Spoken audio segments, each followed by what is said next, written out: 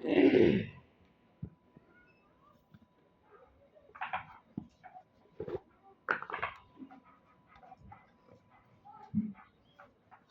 এটা দেওয়া যায় পাটার মাংসটা। তো মাংসটা এটি করা হচ্ছে পেঁয়াজ, লবণ, হলুদ, তেজপাতা দিয়ে মানে কাঁচায় মাখিয়ে তারপরে মাংসটা কষান করে।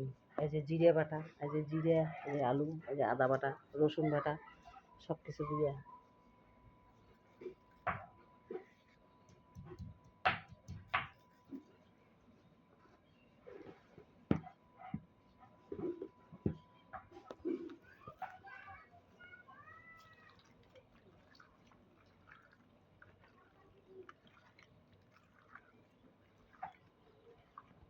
দেখছে মাংসটা মাখিয়ে দিচ্ছ।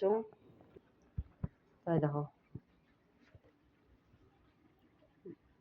পাটার মাংস, এই দেখো আদা বাটা, জিরে বাটা, রসুন বাটা, তারপরে যে আলু।